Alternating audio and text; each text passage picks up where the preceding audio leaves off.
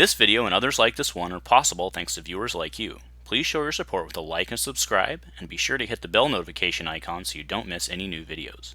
If you want to get involved with the channel, consider becoming a channel member. There are many benefits to channel membership, including access to our Discord, exclusive deck tech and strategy videos, and the opportunity to help create channel content. I want to sincerely thank all our channel members, as I truly couldn't do this without your support. You guys rock. Go Commando. Welcome back to Dice Commando. This is SwagDean, and this is probably going to be the final video where we talk about the design for Dicey Companions. This is going to be the cutting room floor episode. I'm going to talk about some of the ideas and things that I thought about, maybe even had some testing on, but things that I actually cut from the kit. So these are things that could have been, or you can see a little bit of the process of kind of my progression to what we did get with the Dicey Companions ARH Draft Support Kit. So, getting into where I started, the very first thing that I did once I came up with the idea and was going through it is that I picked the parallel dice. That was one of the first things, and the first character I designed was DJ. So I didn't really have any alternates for him. But I did just look at some other options for the other three characters. So I'll jump out first with Gideon Hask's die. Looking for people in the 10 range. Obviously, he was a 10, 9 with in the FFG area, but he's a later set guy, so he's kind of closer to the ARH power level. And his die is kind of like generic dude. So I think I could have repurposed it and had it been someone else. If you want to get into like who I was thinking about making it Bail Organa. He's got that slick hair. Obviously, we have artwork here where our man Jimmy Smits has got a gun, and we got him to see him be a senator and stuff. But man's got a gun. They cast Jimmy Smits for a reason. This is Mr. NYPD Blue. He knows his way around guns and stuff. Let's have him throw down. This is the father of the rebellion.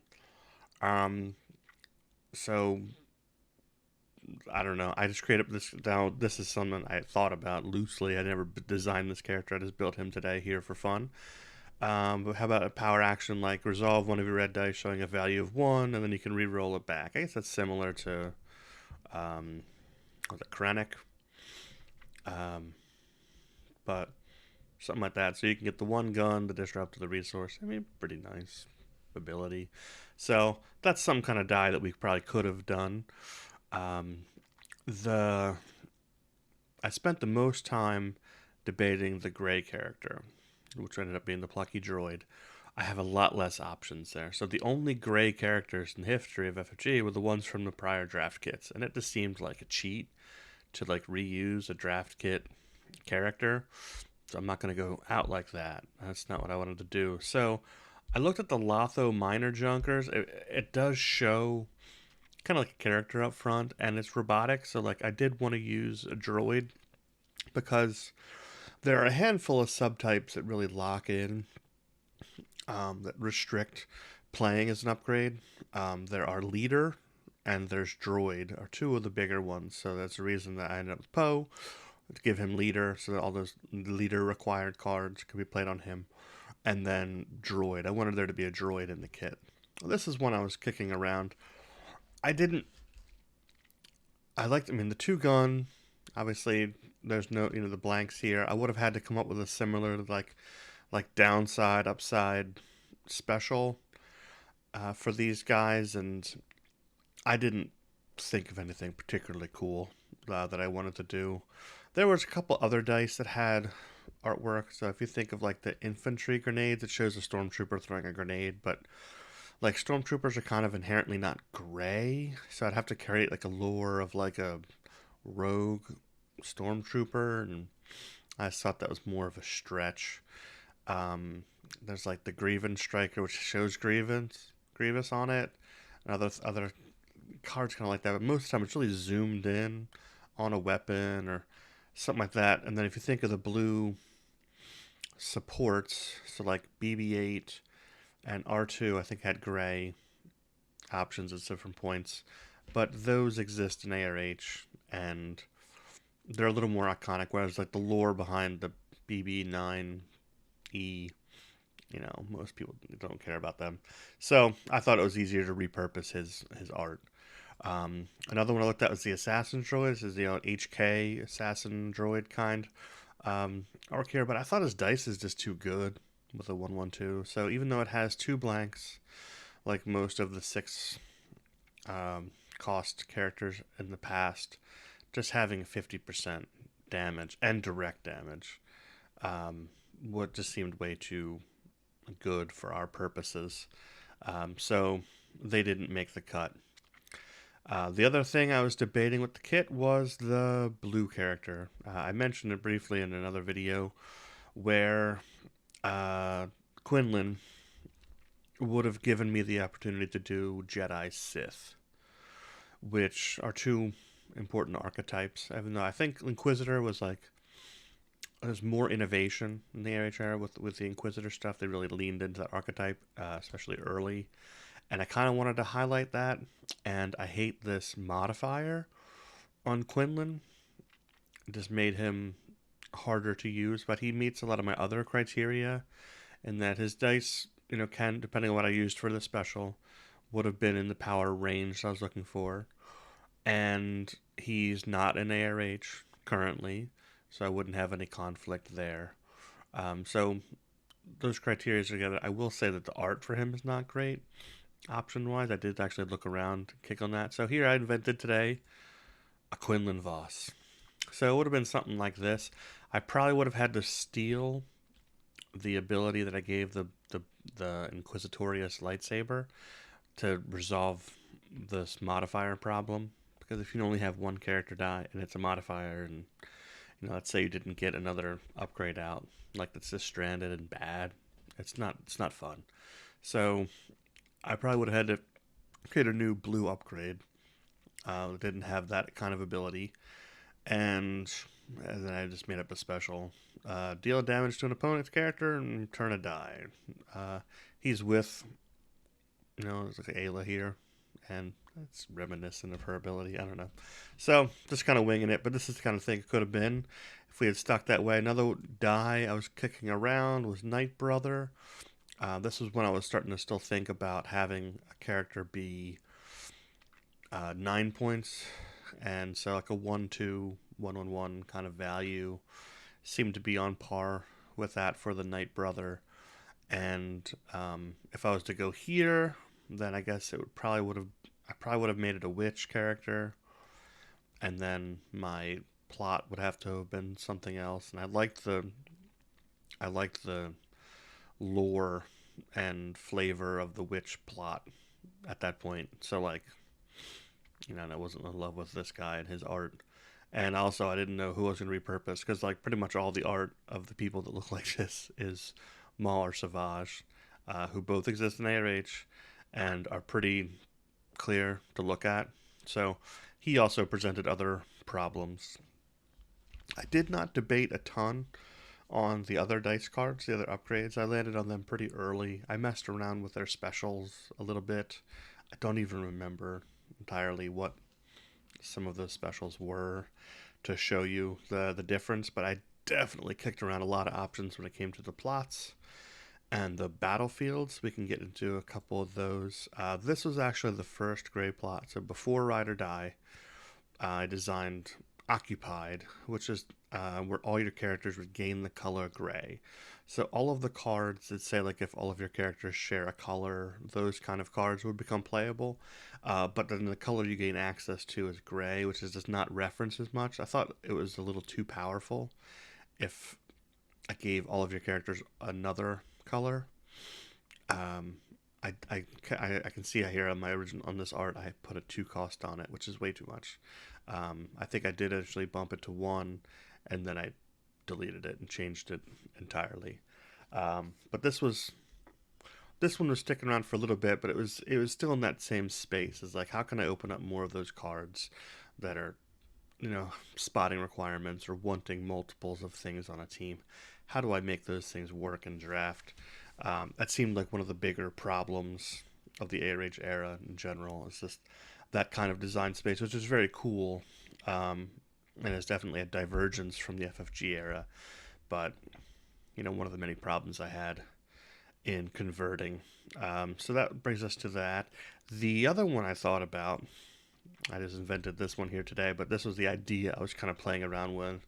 So, Lost in the Chaos, which would allow you to basically put Stolen Uniform in your opening hand. So, that would solve your subtype problems, in theory. Is that if you spent the point, you'd get to throw it in your hand, and then you'd have one answer, in theory, to start.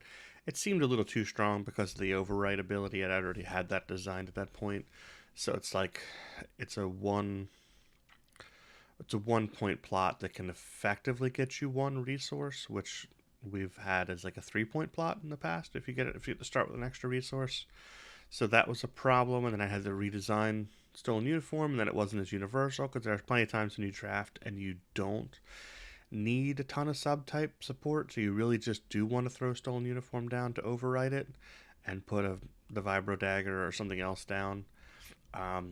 So this one, balance wise, wasn't awesome. I like the idea of there are times when you don't get the Stolen Uniform early, and that's when you wanted it, and but this was too consistent. Um, Next, we're going to get into battlefields. So here is Derelict Base. This is the one that I had tested the most for Battlefield. This was replaced with the Cantina one, and in a lot of the testing, it worked absolutely fine. If you saved a resource at the end of the round, you could then spend it and deal two indirect. But then there was a bunch of times when you would claim this, and then at the opening of the next round you claim it again, and that was four. And as a claimability, not a power action, you often didn't have the resource at the end of the round, so you didn't actually use this a ton early, but it was definitely a finishing machine, um, and so I didn't like that. It feels less interactive, and I hated the opening move to just do this and kill, because 2 damage is a lot once you get down to one character. So I thought about making it more complex, like having restrictions that make it so you couldn't like open claim, like you had to have a certain number of cards in hand, so like you had to be down to 2 or 3 cards, so like you had to play or discard a card or two before you could claim to give your opponent a chance to get out and do something. And then I was just like, this is just getting too complex for the ability. It's not working. Let's come up with something else. This one I had to blow it up. So like, whoa, gotta hide. But Navarro Hideout. This is getting into that Navarro space we eventually ended in for the other battlefield. Um, I liked the idea that you would have a lot more options early. So this was a power action. Spot a red character to do one thing, in this case indirect. Spot a yellow character to do a different thing, in this case gain a resource, and blue to gain a shield. Um, so, like in the beginning of the match, if you had the rainbow, you'd have options. What do I need right now? What do I want to do? But yellow is just so much better. Like you would always just take I feel like you'd almost always take a resource. It's just a resource is better than one indirect, and a shield. I just yeah, and even most of the time, I feel like there was a clear hierarchy, even though they're similar in a way. I couldn't think of really three good things to give them that felt on brand, that were fair, that was just like you would just take a yellow character and then you would claim and you would take resources. So that's always what you want. Um, this was a desperation battlefield. I never tested this one really. This is one I kicked around. I did find a piece of artwork for it. Not even a great piece of artwork. They're not even facing the right way. Um, but this was something um, that I did kick around. So let me get rid of this one second. Here we go. Uh, so there's a bunch of the cards that I thought about. Some I designed today just for fun. The Bale and the Quinlan, kind of showing where I was thinking, and I'm hoping that people are happy with the set that they got. They're having fun drafting it and coming up with their own ways to have some fun. If anyone has any questions, feel free to ask them. Like I said, I think now maybe we'll show some actual games or drafts. But for this, half the reason for designing this actually was to help get video content. But I think this is probably going to be the last one for a bit. I feel like I've waxed poetic a fair amount about this set of 21 cards. I don't think ARH does this much about their sets, and they're much, much bigger and have much more nuance. But I appreciate everybody's time. Checking these videos out. Hope you guys are having fun. And as always, go Commando.